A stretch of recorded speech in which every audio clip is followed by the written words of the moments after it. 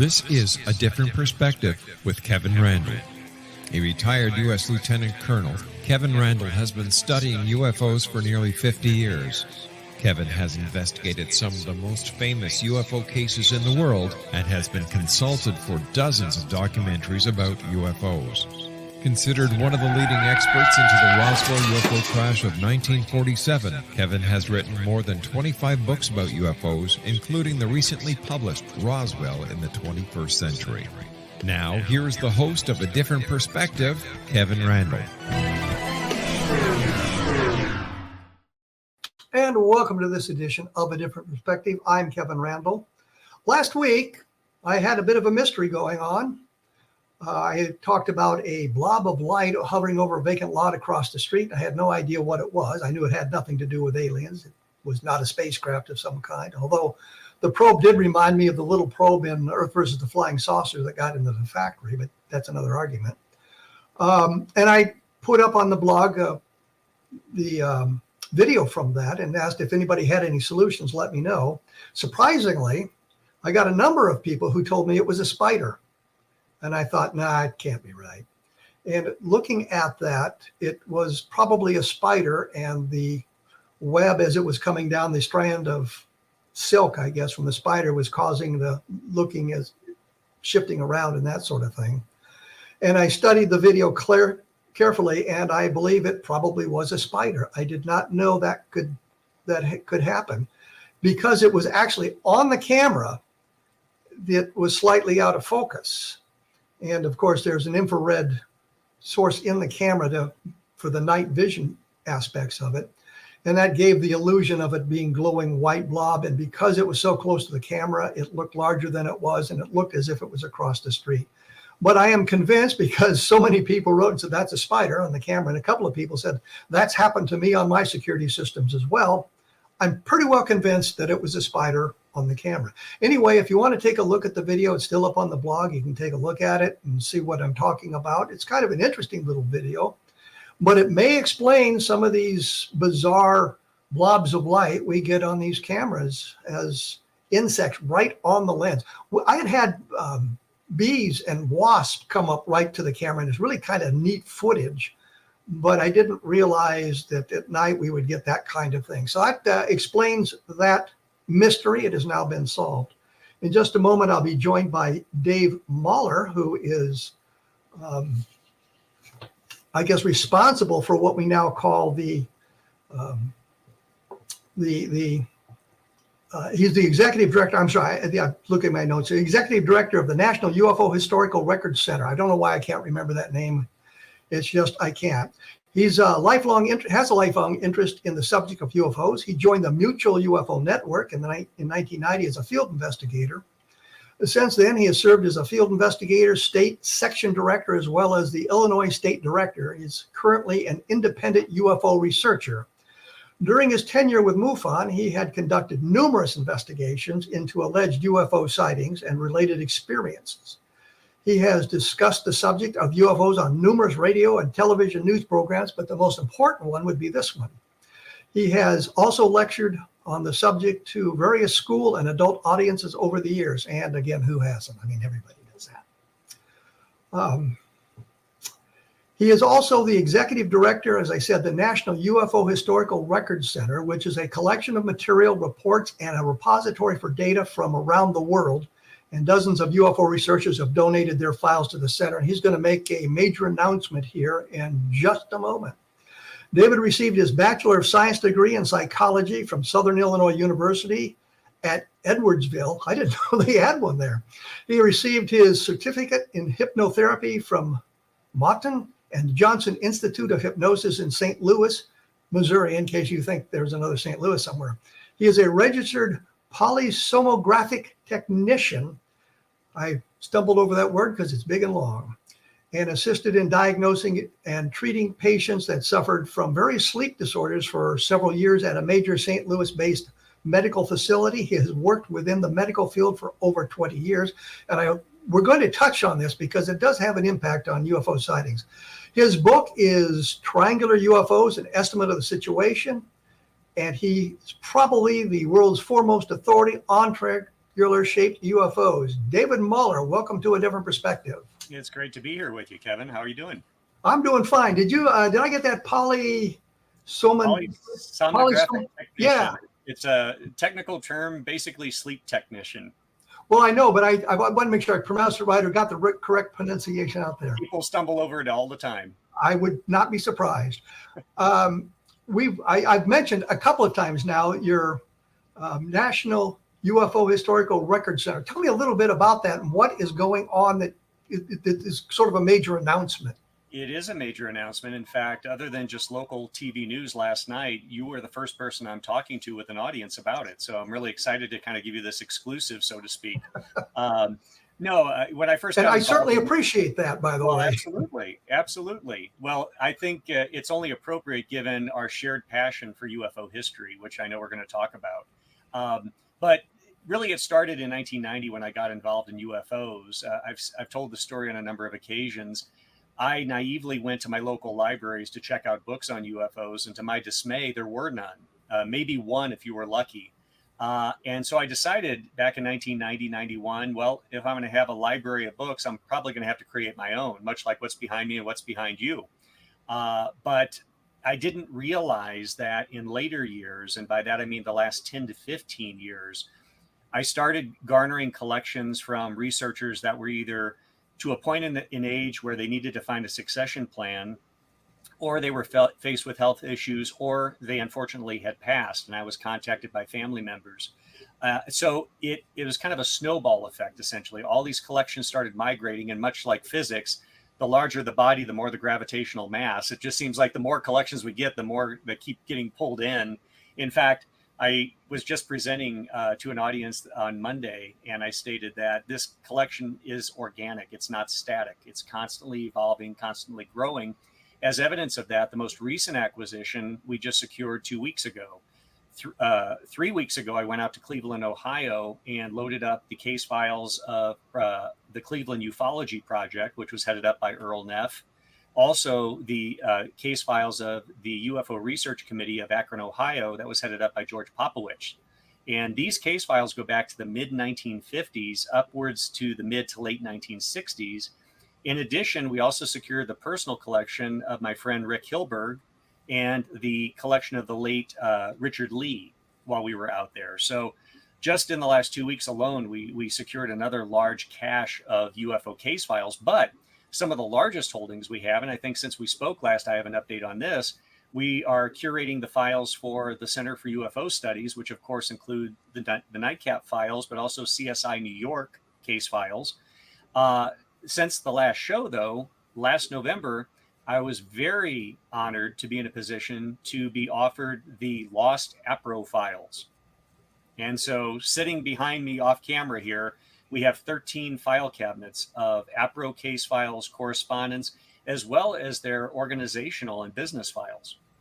Well, what's interesting about this, and I'll bring up the Level Land book that I had done. As I was going through the Level Land materials, I found a reference to Air Force officers being on site that night with the sheriff. Mm-hmm. And they were close enough to the sheriff's car. The sheriff said that he'd seen the object in the distance, a streak of light, according to the Blue Book files. Yes. But when you look at the interviews he conducted prior to the Air Force investigation, then years later, he got much, much closer and described an object rather than a streak of light. And the next day, the police mechanic inspected his car. And the only reason they would have done that was because his car stalled. Mm-hmm. And this becomes important simply because behind him in another car was the Texas Department of Public Safety, and behind them was a car with Air Force officers in it. So you've got these three cars and they were all stalled. So there's a much stronger case there. The Air Force said it was ball lightning. But by going through this older material, you come across those nuggets and you don't know what's buried in those files. Well, speaking of that, I knew you were going to mention Leveland at some point because we both love that case. I just thought I'd share with you and your audience. Here's the original front page Leveland Daily Sun News. And there we have Sheriff Weir Clem in the center picture. Yeah, I've always disliked his name. Well, I mean, he sounds like such a rube. Yes. If he had a name like, "Hi, I am Tom Armstrong," that would have been great. But the great thing is with unique names like that, you never forget them because you can't confuse them with anybody else. Yeah, there is that. But I only mentioned Levelland because it kind of demonstrates some of the things by going through the old cases that you can find. And the other thing that's interesting is that the the Project Blue Book files, of course, were redacted before they released into the public arena. Yeah. But many of the CUFOS files that Hynek got were not redacted. So the names are there. Yes, and we have those files here as well that we're curating currently. What I find interesting, though, Kevin, is we look at these cases like Levelland, for example, and that was, of course, November 2nd into November 3rd in 1957. Then fast forward in time at White Sands, about 24 hours later, you had military personnel that reported a UFO, which we have tons of documentation on. And then November 4th, the afternoon of November 4th, we have the James Stokes case, of course, in Oro Grande. We have the original Alamogordo front page newspaper on that over here as well. And then most recently, though, I discovered in Hynek's files on the evening of November 4th, there was a sighting at Kirtland Air Force Base that involved radar, and 2 seasoned Air Force personnel were observing this object that actually violated the base perimeter and was hovering around the tarmac in restricted areas. They described it as looking like a car standing vertically on end with a white light at the bottom. And the object had the ability to move, immediately reverse direction, hover, and then rapidly accelerate. And by rapidly accelerate, it left Kirtland Air Force Base at a climb rate of 45,000 feet per minute. The official Air Force explanation that was actually written on the copy that we have, it was probably a private pilot that mistook Kirtland for a private commercial airstrip. And when they realized after flying around it was military, they took off. Well, I was looking, and I think the climb rate of a Piper Cub aircraft back then was around 450 feet per minute, not 45,000 feet per minute. So, but what you see is, and what I always try to convey to audiences is, we can't look at these cases in a vacuum. Sometimes you see a succession of very high profile, well-documented cases in a fairly localized area. In this case, West Texas and New Mexico. Well, in my investigation for Levelland, I'll just throw this out, I did actually talk to one of the MPs who were involved in the White Sands aspect of it. So, Really? Yes. Oh, fascinating. He was like 900 years old at the time, but it's been a while. Yeah, but I did have an opportunity to talk to one of the guys there, and kind of gave me his impressions from what had been going on, as opposed to the Air Force announcement that he'd see Venus landing on the at Alamogordo or at the White Sands. We're going to have to take a break. We're going to have to take a break here. We really didn't talk much about the archive, so we'll get back to that. We kind of got diverted into UFO sightings, which we'll do more of as well when we come back. My blog is www.kevinrandle.blogspot.com, and the website for the archives is www.mufohrc.org. So I'll give that several times here in a few minutes so that people can get it written down right. But we'll be back right after this, so please stick around. And I am here with David MARLER. He's not really here with me, but we are together through the internet. In spirit. 25 years ago, you'd have never thought that we'd be doing radio shows and television in various locations together through the auspices of the internet. His website is www.nufohrc.org, and that, of course, is National UFO Historical Records Center. So you can take a look at what's going on there on that website. And mine, of course, is kevinrandle.blogspot.com, where there's a lot of good information and some that turned out not to be quite so good. But we try to rectify that as we can. When we went away, we were kind of talking about what you were doing there with the archives and how that was going on. And you're gathering all this material from sources around the world, actually, and collections that took decades to create. The APRO files is an important attribute. The NICAP files are very important as well. The CUFOS files, there's an awful lot of data there. And of course, the Blue Book files that are online. I think in today's environment, we can unredact them because enough information is out there that allows us to put the names back in the cases. But all of that information is now in one location. Why are you gathering all of this information in one location? How can people access it? Great question. And the short answer and simple answer is it's part of history. And I am a history buff in general, as I know you are, Kevin. And I think every aspect of history should try to be preserved. And I felt like I was in a unique position working with some of the leading archivists and historians who were looking to find a succession plan for those collections to bring it all together. Let's have one location where people can do research. And I was remarking to a colleague the other day, with the addition of the APRO files, which again, the importance of that can't be understated, getting that collection after 35 years of it being locked away, essentially. Now, when people come to us and say, I'd like to see the Socorro file, we can very confidently come back and ask, which file? Would you like the APRO file? Would you like the NICAP file? So it's interesting because we have these disparate UFO groups over quite literally decades, as you know, that were collecting all of this material. I don't think in a million years, Jim and Coral Lorenzen with APRO or Kehoe or Richard Hall with NICAP would have envisioned that decades later, all of this material would be brought together. And from a historical research standpoint, I mean, it doesn't get much better than that when you have all of these original case files brought together. And I'm here to tell you, and hopefully we can touch on some of it later, we found some incredible insights into cases we knew about and new wrinkles or new features of cases that we thought we knew about. Well, the interesting thing is, and you brought it together, I think there was a lot of animosity between NICAP and APRO. Yes. During the years, so there was not a lot of sharing of the data. Although on a personal note, I was a member of APRO, and my friend Bob Cornett was a member of NICAP, and so we shared all that data back and forth from them, and we'd done that on purpose for the UFO investigation. We didn't both have to belong to both organizations; we could gather it that way. Jim Lorenzen actually described Bob Cornett and me as his two best investigators. The irony being that Bob Cornett was not a member of APRO. Well, you've given me the Project Blue Book files and the CUFOS files.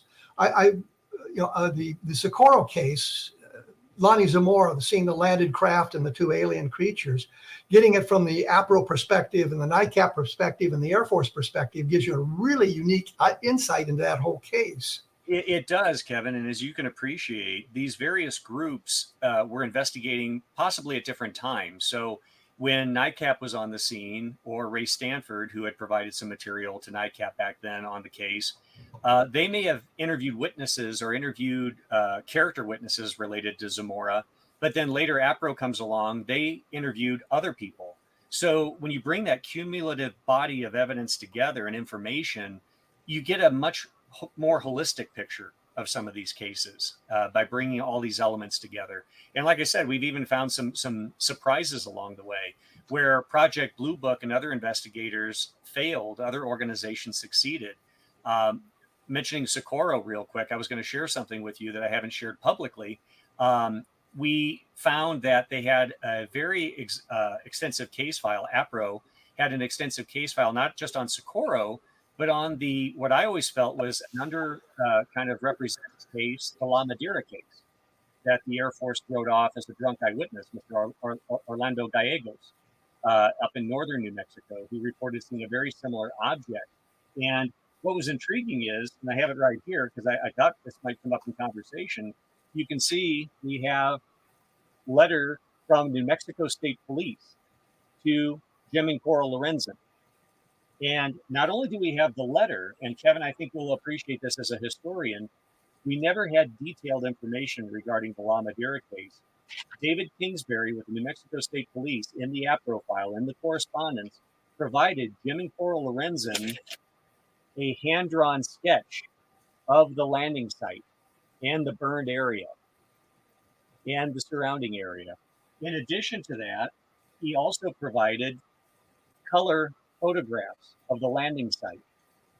Now, the main area that we would go to for the La Madeira case were newspapers as well as the Project Blue Book file. But if you recall, the La Madeira case occupied essentially one page. It was 2.5 pages dedicated to the La Madeira investigation, if you can call it that.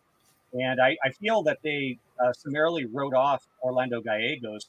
Ironically enough, though, within about 24 to 36 hours, based on the original letters from the state police, Martin Vigil and David Kingsbury were on the scene interviewing Orlando Gallegos. And when you read these letters, they make no reference or inference to the fact that this witness was not credible or that he was drunk. And so this gives us new insights into this secondary case related to Socorro. Well, one of the other points that is interesting, that Hynek was, of course, in Socorro and learned about that case, and he wanted to stay on extra days and go to La Madera to investigate it. And the Air Force said, no, you're there to do Socorro, you come on home. And I think we see that through any number of cases in the Project Blue Book files. Ruppelt got off the airplane in Washington the morning after the sightings there at the Washington National Airport in 1952, and realized there was something going on, and his orders only allowed him to stay in Washington for 1 day or 2 days, and he wanted it extended. And they said, no, if you'd stay there, we're going to count you as AWOL. And I found a couple of other references where Ruppelt wanted to do something and be involved in a case, and he was denied permission to do that. Yeah. And so you've got the Air Force investigation going on, allegedly to find out what's going on in the world of UFOs, and they just denied Ruppelt the opportunity to do that. And that's an important point you bring up, because I know people paint with a broad brush with regard to Project Blue Book. And some people say there's even no value looking at Blue Book. And I've always disagreed. I've always stated you don't have to agree with the Air Force conclusions. But as you know, going through Hynek's files over the years, there is good information contained within those files. Just ignore the Air Force conclusion and formulate your own. Well, one of the other things is there was a case from March of 1952, which I may have discussed last week. I got involved in looking at it because there seemed to be some kind of electromagnetic effect involved. Mm-hmm. The Air Force said, well, we investigated it March 29th. We talked to people who were in the area. They didn't see anything. Nothing was going on. It's probably not a good case. Turns out the case really took place on March 14th. So their investigation missed it, but Barry Greenwood supplied me, and probably supplied you too, with information of newspaper clipping from the time that mentioned the same witnesses the Air Force was talking about, but also 2 other witnesses that had come forward independently before any of the publicity got out. So there was good information in the case file. All you had to do was ignore the date the Air Force said it was, ignore the investigations that were predicated on the idea it was March 29th, and look for the earlier stuff, and it became a very good case. Not one that you'd want to write off, but it was something that the Air Force just ignored because it, I guess, didn't fit into their narrative. Well, and you mentioned 1952. It just tripped my memory. One of the things that Barry Greenwood, since you mentioned him, and I went in and actually conducted or engaged in last year, there were microfilms that were at Wright-Patterson Air Force Base at Project Blue Book headquarters. And Herbert Strentz was a journalist back then. He later taught journalism, actually in Iowa, ironically enough there, Kevin. And he went to meet with Major Quintanilla with regard to his thesis that he was working on, which we have a copy of now in the archives here. And it was on... Whose thesis? The Herbert Strentz. His thesis as opposed to Quintanilla's book. Correct. Okay. Yeah, let's make a distinction there. Herbert Strentz was writing his thesis on the American media's attitude and reporting on UFOs and flying saucers. He scheduled a meeting with Quintanilla, showed up at the appointed time, and was in the waiting area, and Quintanilla was running late. And so while he was standing there, he's looking at some file cabinets, and they had these little yellow boxes, which we have now over here in the archives, about 32 rolls of microfilm.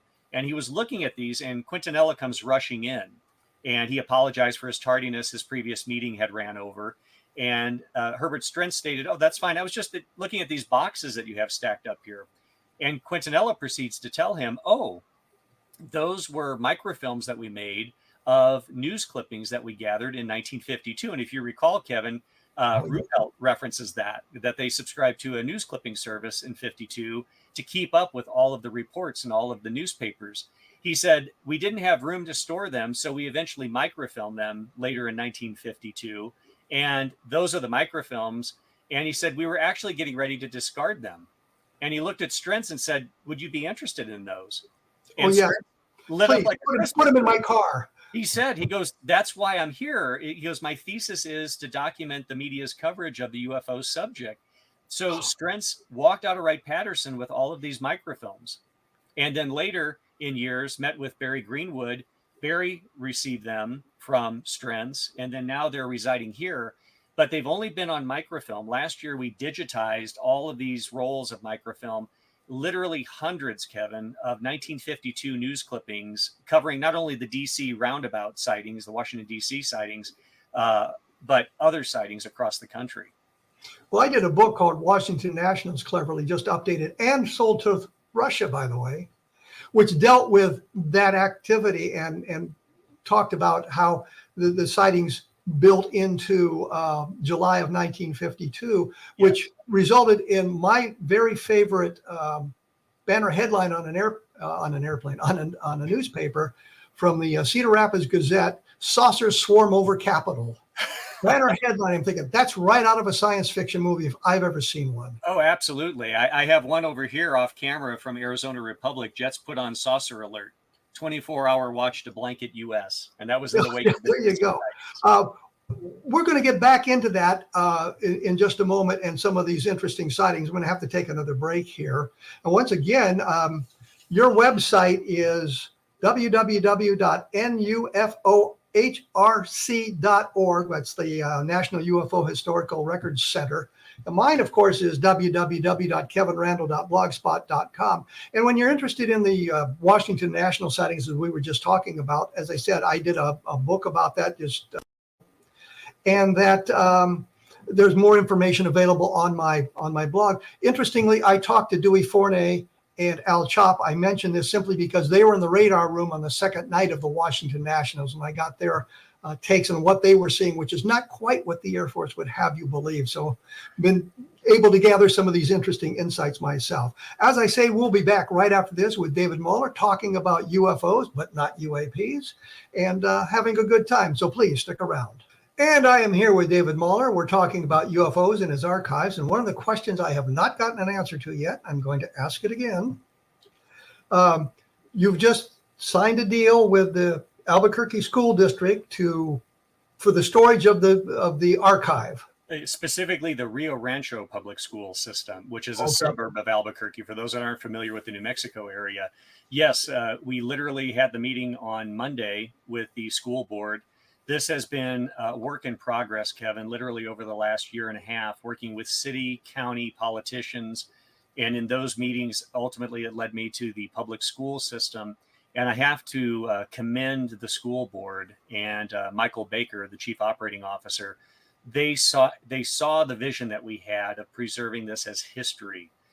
We're going to be provided with 2,600 square feet within the public school system building to actually have all of this material not only stored, but now we can expand and have room to bring in volunteers to really expedite and speed up the digitization work we've been doing with a lot of this material.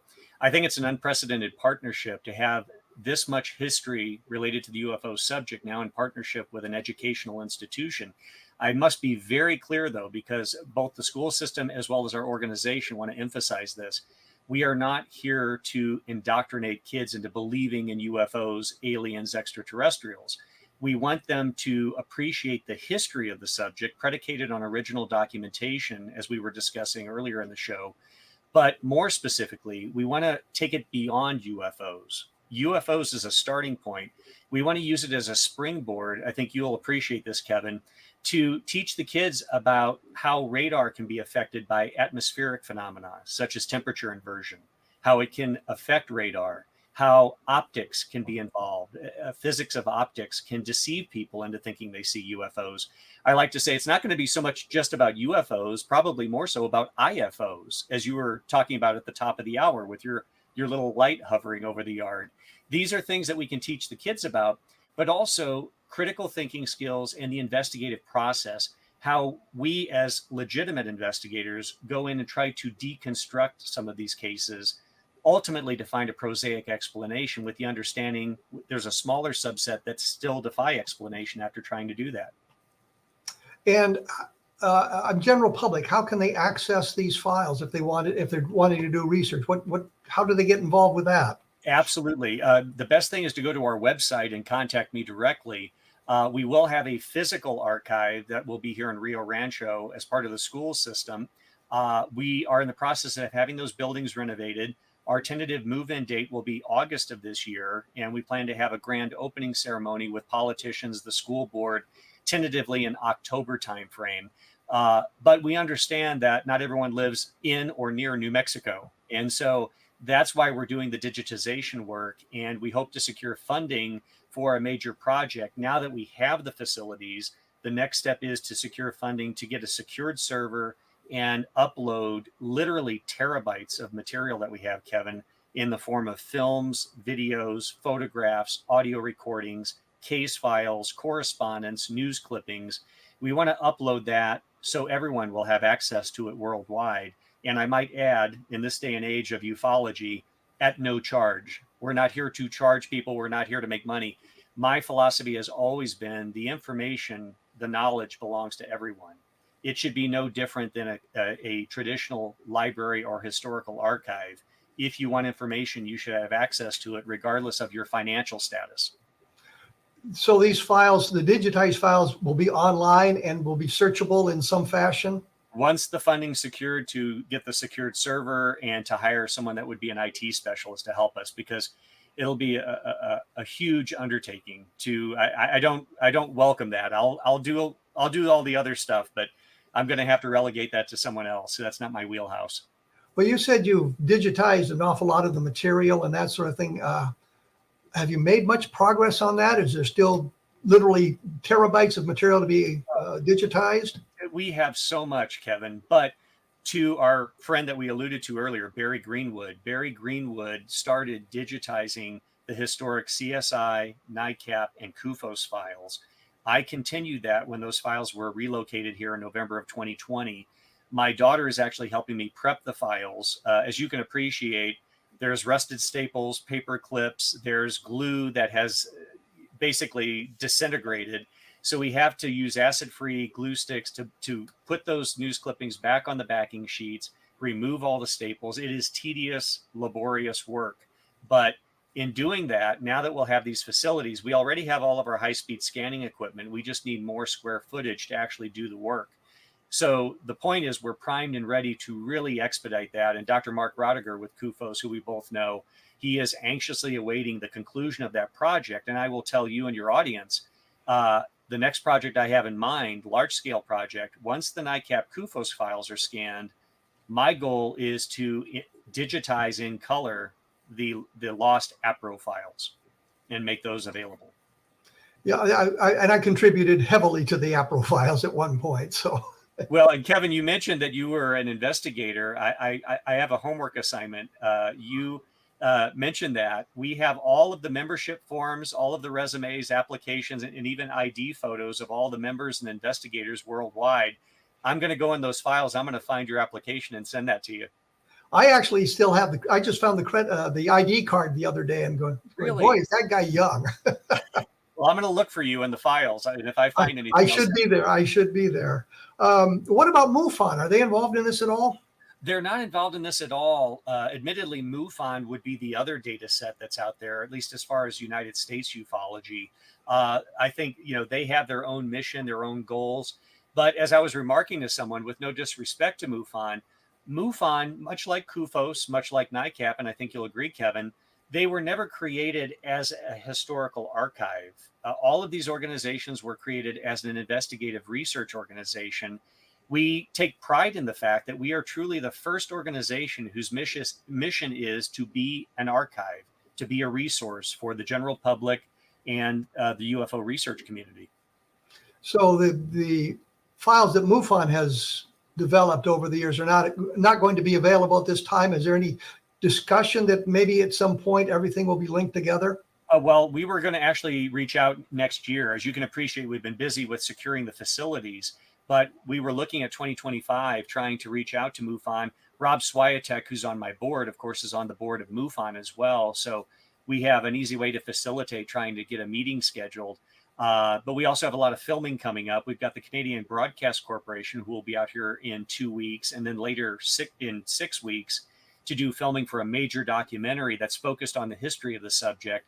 And when they found out about what we were doing and what we were doing with the public school system, they were extremely enamored with incorporating that into the documentary. So between that and rallying our volunteers, and as you can imagine, moving an archive of this size and getting it organized, I'm going to be extremely busy between now and January 1st, 2025.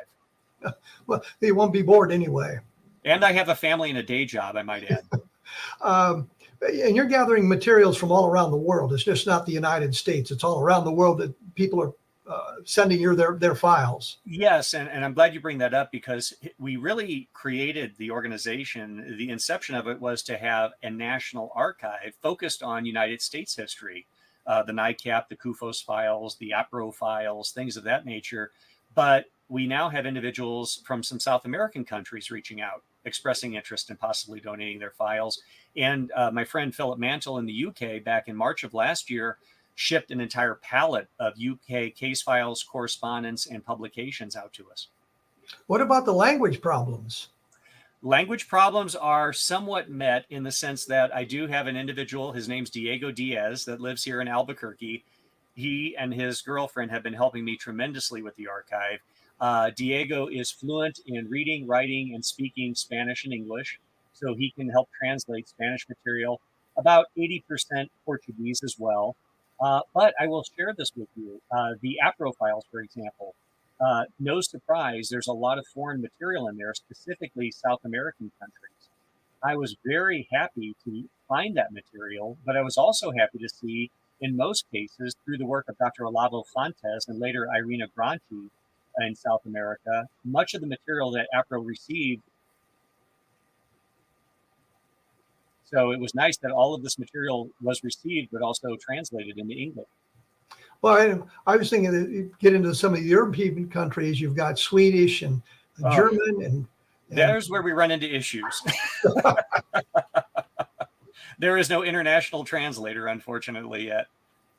Well, I think they're working on that. I just saw something about that, so it might be something you'll have to look into. But you're getting materials from European countries. What about Africa? Anything coming from Africa? Nothing directly from Africa. However, I do believe we have some African material through the collection that we acquired a few years ago from Mr. Antonio Huneas, who had a vast worldwide collection of UFO material, including some files from Russia. Well, I think wasn't it Cynthia Hine, who was an APRO investigator? She lived in Africa, but she spoke English, so I guess that wouldn't be a real problem. Right. Yeah. And in fact, to be clear, we haven't even had time to systematically go through all of the APRO files. So to your point, we may find some African case files embedded in there. It's just an amazing treasure trove to secure this. And in fact, the individual who donated the files, Mr. Brian Myers, will be coming out in 2 weeks as well. It's going to coincide with the Canadian Broadcast Corporation being here. And yeah, we have our carpet being worn out with all the traffic coming through here. He is coming out because he contacted me about 3 weeks ago and stated, David, I thought I brought everything out. I just found roughly 1,000 more case files from APRO. I found original material from Dr. Hynek, and I also found some information from the group ICUFOR, International Center of UFO Research, that he and Tina Choate had put together. So we have another cache of APRO material coming out in 2 weeks. What about the Air Force files? I mean, there's a lot of stuff that didn't make it into Blue Book. Have you tapped into any of that? I mean, Barry Greenwood would be a person to help you with that, I'm sure. Oh, yeah. The one I referenced earlier in the show is this one from November 4th, 1957. This is one of the lost Blue Book files.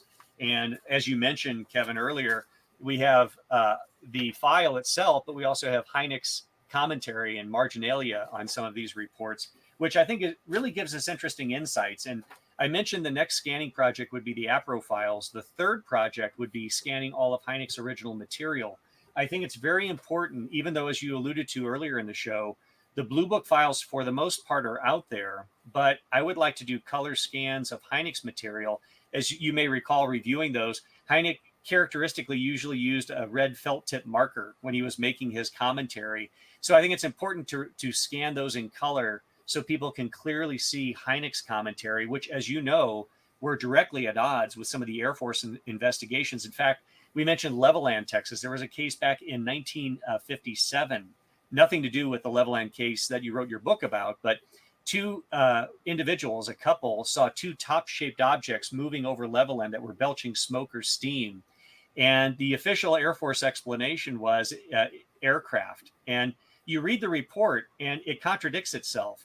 In one paragraph, it states that there were no military aircraft in the area. However, it could have been a such and such jet interceptor piloted by Captain so-and-so. So the two paragraphs don't jive with one another. Hynek very astutely pointed out, was the pilot flying two jet interceptors? Because the witnesses described two objects, not one. Well, let me break in there because I'm going to have to take my break. You've run a little long, so I can't do a long commentary. I'm here with David Mahler. We're talking about his UFO archives and some interesting UFO cases he has found. www.kevinrandle.blogspot.com, and I will be back right after this. And I am here with David Mahler. We're talking about UFOs, basically. I have a question for you. I did a radio show on KTSM AM in El Paso, Texas, a number of years ago, mid-1990s. 2-hour programs interviewing a lot of UFO people. Is there a place for that sort of thing in your archives, these radio interviews with UFO researchers or witnesses or archivists? Absolutely, Kevin. I'm glad you bring that up because quite often I fall into the trap of talking about documents and documentation. But to your point, we have various media covering the 75 plus years of the history of the subject. One of the things that I love, and directly off camera here, is my audio studio. I have 2 reel-to-reel players as well as cassette players, micro cassette players. I've been digitizing reel-to-reels dating back as early as 1953, 1954. Some of these recordings that have survived. The NICAP audio holdings consisted of that. I was able to digitize, but not only digitize, digitally remaster. Some of these recordings that we now have, MP3s, are actually better than the original recordings because now, as you can appreciate, we can filter out all the white noise in the background. A lot of people recorded radio shows. You get the 60 cycle hum in the background. With Audacity software, we can easily go in and filter that out. And some of these recordings are pristine. So yes, audio is one of my personal favorites. I always like to say Barry Greenwood's the document guy and I'm the audio guy. So I'm often. What about films, movies? Yes, in fact, I have something right here I was going to share with you. The collection from Rick Hilberg, something that I brought back in my carry-on luggage because I didn't want to put this in a pod and subject it to the heat traveling across the country. We have a number of 8mm films of UFOs. This one is from 1961. This one is from 1966. And this one, ironically enough, is the Moline, Illinois case from 1967, the motorcycle cop, Bill Fisher, who filmed a UFO. I mention that because when I was with MUFON back in the early 2000s, I was invited up to Moline, Illinois to give lectures to the school kids. And while I was there, one of my hosts, who was a state section director, said, "Hey, my wife knows this police officer who had a sighting back in the 60s. His name's Bill Fisher. You want to see if we can get together and have dinner?" So I actually had a chance to have dinner and interview Bill years later after his sighting. And I will admit that I have talked to him as well, and I have a copy of that movie as well. Yeah. It's not spectacular, but it's still a movie. Not at all. But he was a great gentleman. He was very generous with his time. I appreciate him later in life, spending time and sitting down to dinner and talking to me about his sighting. So it's a multimedia mix of materials that you've got there. It is, and I've got to share something special with you. Talking about different types of items, we also have artifacts, historical artifacts. During one of the earlier breaks, you mentioned a name right before we went to break, Mr. Dewey Fournay. Yes. Major Fournay. Major, yes. I want to share this with you. This is, if you can see the name on the top there. Oh, my goodness. This is the original military attaché case per Dewey Fournay that he took to the January 1953 CIA-sponsored Robertson panel meeting. Where they explained away UFOs. Exactly. But I received this courtesy of a researcher who was able to become friends with him later in life. And as a result, I was able to acquire that. Well, when I talked to Dewey Fournay and Al Chop, one of them, and I don't remember who it was, said something got very gory, but he wouldn't tell me what it was. And so I was talking to the other one, and I said, well, Al said something got really gory. What was it? And he filled me in on it. I'm not sure who wouldn't talk about it and who did, but my transcripts would show all of that. Yeah. But Al Chop, I bring this up only because Al Chop, there was a movie called UFO from the 1950s. Oh, yes. And Turner Classic Movies had broadcast that, but had broadcast a number of times. I had a videotape of it.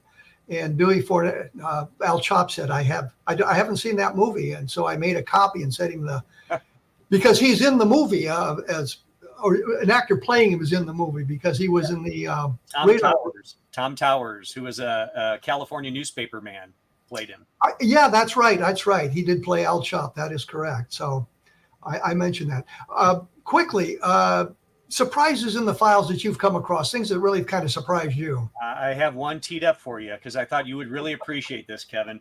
Admittedly, a lot of people report UFOs, and most of those sightings are visual observations. And as you and I know as investigators, visual observations are wrought with issues. I talk to police officers all the time, and they say, yeah, if we have a car accident, we have 6 witnesses, we're going to get 6 different interpretations of what took place.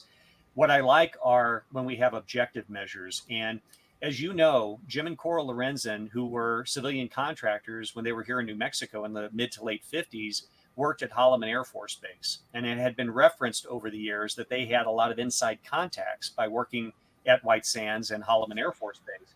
What I was surprised to find, though, as I mentioned, I haven't had a chance to go through these files in detail, but I did find this. This is an original, and I got to put my cheaters on here, unknown radar track report from Kirtland Air Force Base. And the summary, I'll be brief, on the remarks of the cover sheet, and this is the original, at first thought to be electronics interference, but was ruled out because of the speed, course, and so many stations picking it up. A total of 4 radar stations track this UFO. Now, on the back is a grid map showing the direction, showing where the radars are located. But in addition, we have a letter from the individual, so we have the name. We know it was an individual at Kirtland that provided this, but this is what he reported. That on the night of September 13th, 1959, an unknown object was picked up by radar about 120 miles below the international border in Mexico. Within 12 minutes, this object had crossed the border and disappeared 200 miles inside the United States. Speed was timed at 32 miles a minute for an average of 1,920 miles per hour. Fastest speed was clocked at 2,445 miles per hour. Now, I mention that because this was September 1959.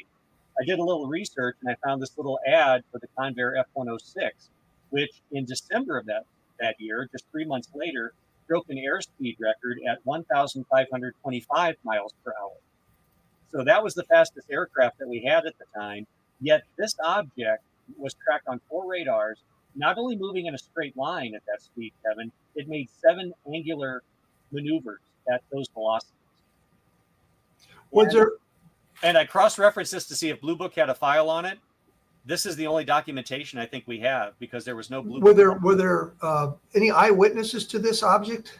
No, and that's I haven't done a systematic search of all of our news clippings, but to your point, I looked at it, and when you convert the Greenwich Mean Time, it factored to be about 10 in the morning. So it would have been a daylight occurrence. So it's quite possible there could have been witnesses, but I haven't had the time to really do a deep dive to find any type of correlation in the newspaper accounts from the time period. Well, one of the things it's kind of key something for me. One of the things I noticed going through the Blue Book files is an awful lot of it says case missing, case missing, case missing. And I thought it would be interesting if we could figure out what those cases were and why they were spectacular. And I've got an index that does not have the names redacted, so I could put the names with the cases. Unfortunately, too often in the index it would say civilian military, and that doesn't help at all. But there were some cases with names were involved. And I asked Barry Greenwood about this. I was going to mention that. Barry had mentioned that you guys are corresponding on that very subject. Yeah, to see if we can figure out what some of these cases are and why they might be missing from the files. It may be just lousy secretarial work on their part. I know that classified material has to be dealt with a little bit more stringently than just regular correspondence, and a lot of the case studies were not classified at all. They were basically in the clear, but some of this stuff should be showing up. And we do know that some of the Blue Book material was classified. We can see where they were marked out. And I always emphasize, in fact, in our press release with the school system, we talk about the fact we have original military documents documenting UFOs. And I put in parentheses to be very clear, unclassified reports. So that case with 4 separate radars being involved is very important because you've got independent witnesses after a fact, and it involves instrumentality, a word I love, instrumentality, dealing with it as opposed to humans course, then you get the human interpretation of what these instruments are showing. Absolutely, absolutely. But I mentioned on a recent Albuquerque TV news segment, I discussed this case, and I stated if it was one radar, I don't think we would be too impressed. In fact, there's 2 other cases involving single radar, which don't impress me, to be quite honest with you. 2 radars is intriguing, but you could still chalk that up to maybe atmospheric phenomena, temperature inversion. 3 radars is getting compelling because, again, these are distributed throughout the state of New Mexico, so they're converging on this target. You get to 4 separate radar stations tracking an object moving at those velocities, making those angular turns. As it reflected in the report, based on the confirmation, they considered it to be a serious report. Did they offer an explanation for it at all? The only thing that's referenced on the cover sheet, they use the term UFO, and I would use it in the literal sense. It's an unidentified flying object of some nature. And you said you'd looked at the Blue Book files and there's no mention of it at all. The first thing I did, as you can appreciate, Kevin, I went into the Blue Book archives and I'm looking to see, does this correlate date, time, location with any sighting? And no. So this original report may be the only account that we have of this particular instance. And again, that was just discovered in the APRO files. Oh, well, Cora Lorenzen did have a lot of interesting sources that provided her with information. So exactly. So it didn't surprise me in that sense. I always felt that they would have more inside sources at Holloman, but apparently based on this, they had, because there's 3 others as well from Kirtland. Well, once you get inside the Air Force tent, you end up with a lot of different sources. Exchanging of information. David, anything you would like to say in the last minute or so here? No, I just would like to say that there's a lot of statements out there on the internet now by the 17ers, people that came into the UFO subject in 2017. A lot of derogatory comments about history and about old ufologists, and people saying, well, all the information's out there on the internet. As evidenced by this case, Kevin, and this is just one of thousands that we have, we don't know everything, and you can't derive valid, credible information from the internet. And talking about the La Madeira case, this is new information, new old information, I like to call it, that is just now surfacing. So there is importance in preserving and centralizing these historic files. Well, that also relates to that March 29th, 1952 case I was talking about, because we have the Air Force file, and it's not impressive until you realize they investigated it on the wrong day, and there's independent witnesses to the whole thing. And that was something that just came out by reviewing the file and then Barry Greenwood's help. David, thank you so much for taking time out of your busy day. Absolutely. No, I appreciate it, Kevin. It's always great chatting with you. Oh, I know. We can probably go on for hours longer. Let's do a marathon show someday. Okay. Thank you much, David. Appreciate that. Thank you. You have a good day. And once again, that was David Mahler. I think the organization that he's creating there, what he's doing there is very important, especially when they get it all digitized and online so it can be researched or accessed by people from around the world. And we can find an awful lot of interesting stuff in the files if you go through them carefully. I stumbled onto that March 29th case by accident, but by looking at the Air Force file and other information I was able to gather with the help of Barry Greenwood, learned that the Air Force explanation wasn't very good, and it probably should be an unidentified case. So there's stuff that we can learn by going through the historical information and may provide us with additional information or additional answers at some point. Once again, that was David Mahler, and his website was www.nufohrc.org. And mine is, of course, kevinrandle.blogspot.com. Can't even remember that. Thank you for tuning in. We'll be with you later.